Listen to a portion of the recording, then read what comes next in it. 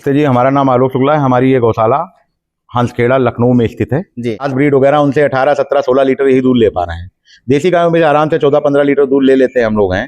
और इसके अतिरिक्त इनका रख रखाव, खान पीन, ये सारी चीजें कम है। देखिए हमारा शेड है, कहीं कोई पंखा, कहीं कोई कूलर नहीं, कोई गाय परेशान नहीं, आराम से दूध दे रही हैं। जब एक एक गाय का हम अलग अलग आपको बताएंगे तो आप खुद ही ये निर्धारित कर सकते हैं कि देसी गाय पीछे है या आगे है। सबसे गाय है ये नूरबुल की बछिया है। ये नूरबुल हिसार बोवाइन सेंटर में है। ये लगभग अब तो दूध कम कर रही, 6 महीने की ब्याई हुई है, लगभग 2.5 से 3 महीने की ये गर्भित है। और हमें लगता है अभी भी 11-12 लीटर दूध इसके नीचे है, लेकिन ताजा ब्याने पर इसने दूध दिया है 16 लीटर 17 लीटर इसने दूध दिया है जी। चूंकि इस समय ऑर्डर वगैरह कम दिख रहे होंगे। आज तारीख है 27/7/2026 जी। और इनका दुहान सुबह 9 बजे हुआ है। इस समय 1:30 के आसपास बज रहा है, तो अभी 4-5 घंटा दुहान में बाकी, 4-5 घंटे पहले हुए, तो हो सकता है ऑर्डर उतने सुस्पष्ट आपको न दिखे। जी। तो ये गाय है, ये NDRI, इसकी माँ NDRI 1681 की बछिया थी जी। और ये खुद नूरबुल की बछिया है। आ जाइए।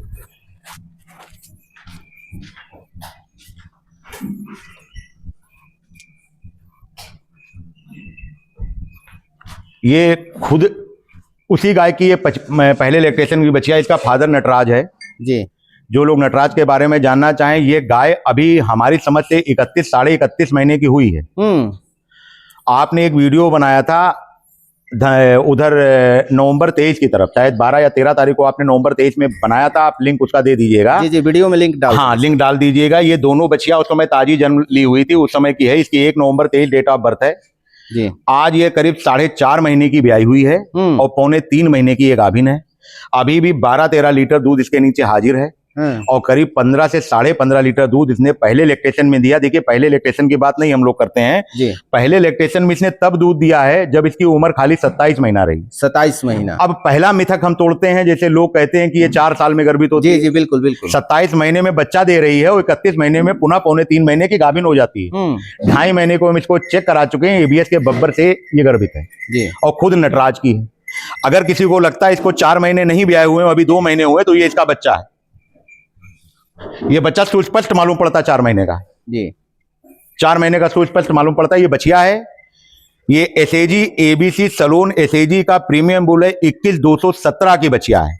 हम फिर से रिपीट कर रहे हैं, माँ थी 1681, उसका बच्चा हुआ नूर का, उसकी बछिया हुई नटराज की KGSG की, उसकी बछिया 21,217 की। और ये अब पुनः अब की बार पुनः ये जो है ये फिर से ABS के बब्बर से इसको हमने गाभिन कराया है। जी। और ये लगभग पौने 3 महीने की गर्भित है। 1.5 महीने में गर्भित हो जा रही है, 45 से 50 दिन में गर्भित हो जा रही है, 11 महीने में बच्चा दे रही है। आप कैलकुलेशन कर लीजिए, 11 महीने में बच्चा दे देगी।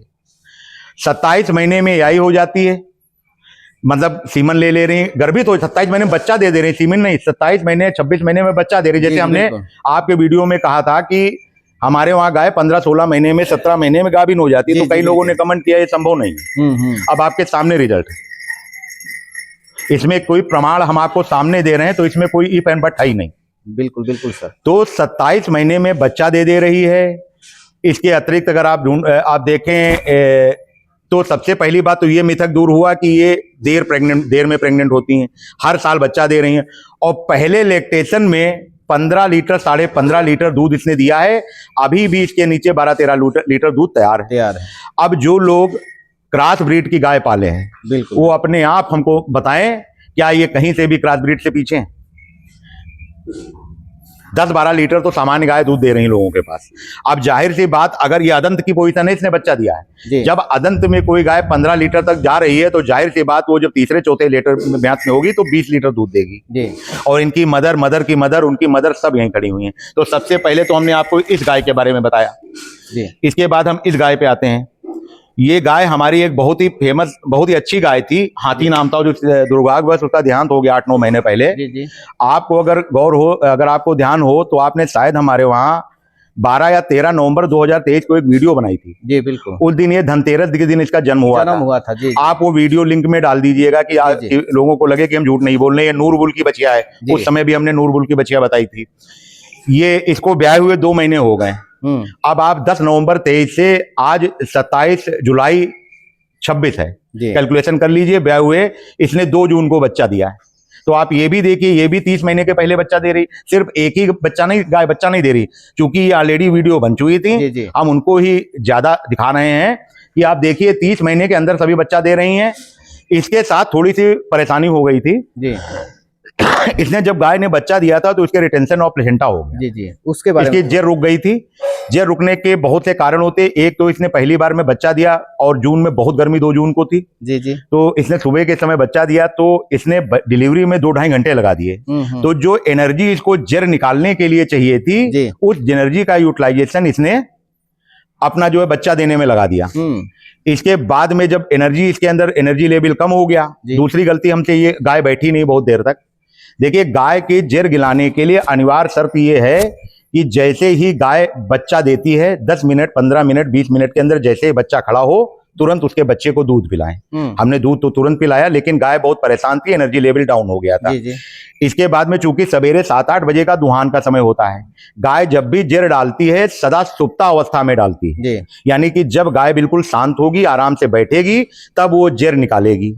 तो हमें करना ये चाहिए कि जब भी गाय हमारी बच्चा देती है तो सबसे पहले 10 मिनट, 20 मिनट, 25 मिनट, जितनी जल्दी हो सके बच्चे को दूध पिलाएं। जब बच्चा दूध पिएगा उससे क्या होगा, उसके शरीर में ऑक्सीटॉसिन रिलीज होगा।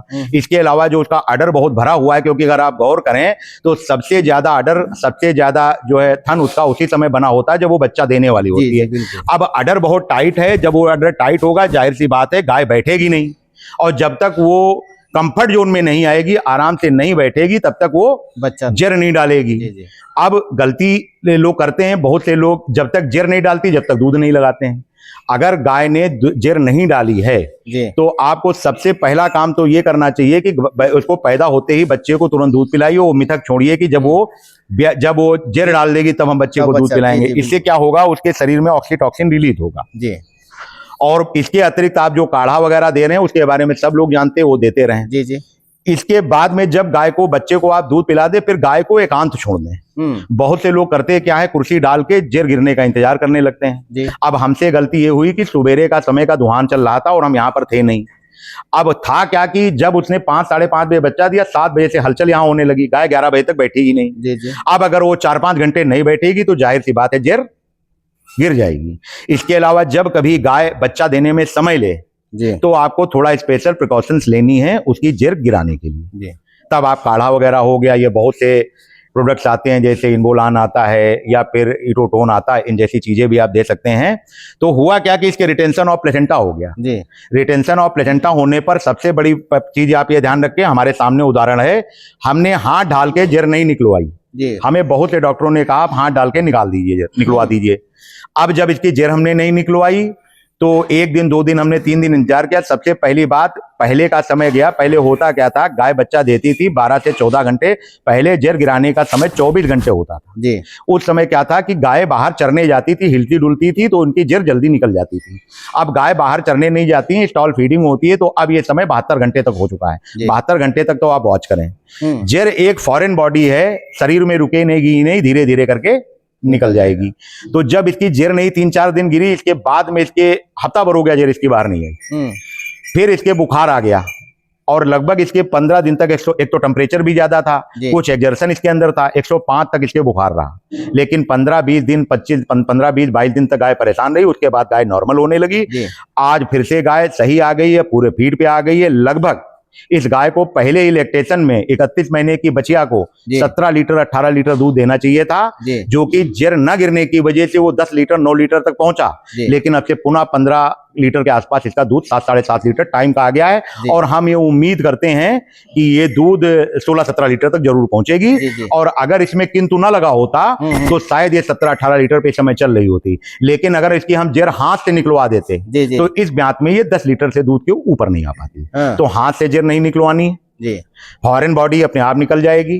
आप ये जरूर कर सकते हैं किसी डॉक्टर से कंसल्ट करके, अगर 2-3 दिन 4 दिन ज्यादा लगे, आपको लगे कि सर्विस बंद होने वाली है, तो बहुत से प्रोफेशनल के इंजेक्शन जैसे वेटमेट वगैरह आते हैं या प्रेग्मा आता है, इनका आप प्रयोग कर सकते हैं। लेकिन डॉक्टर की सलाह से, क्योंकि हम डॉक्टर नहीं पशुपालक हैं, वो डॉक्टर की सलाह से आप कर सकते हैं। मैनेजमेंट हम बता सकते हैं जो कि हमने आपको बताया। तो ये अभी भी 15 लीटर के आसपास दूध दे रही है, संभवतः 1-2 लीटर दूध बढ़ाएगी ये। बीच में गर्मी भी जून में बहुत ज्यादा होती है, गर्मी से भी परेशान थी, एक्सर्शन में भी आ गई, इस वजह से हुआ। देखिए जब फ्रेश काल्विंग गाय के बच्चे की होगी तो उसको नॉर्मल डे से ज्यादा गर्मी लगती है। बिल्कुल बिल्कुल तो सर। ये इसके साथ ये रहा। इसके नीचे इस बार इसने पहले लैक्टेशन में बच्चा दिया है, अभी ये अदंत होगी। और इसके नीचे एक्वांत के महाबली का बच्चा है, अभी एक्वांत के बारे में आगे हम जिक्र करेंगे जी। आ जाइए, आगे आ जाइए।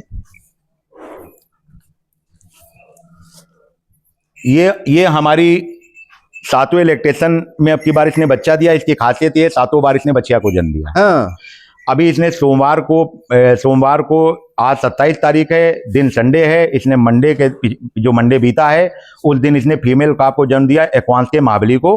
थोड़ा सा काल्विंग के समय इसके थन में चोट लग गई थी जी तो उसके हम अभी इलाज करा रहे हैं, थन इसका फट गया था। जी जी बाकी ये 7वें बेंत के लिए इसने बच्चा दिया। पिछली बार इसने 18 लीटर तक दूध दिया है। जी जी अब की बार भी उतने ही दूध की उम्मीद हम करते हैं। जी।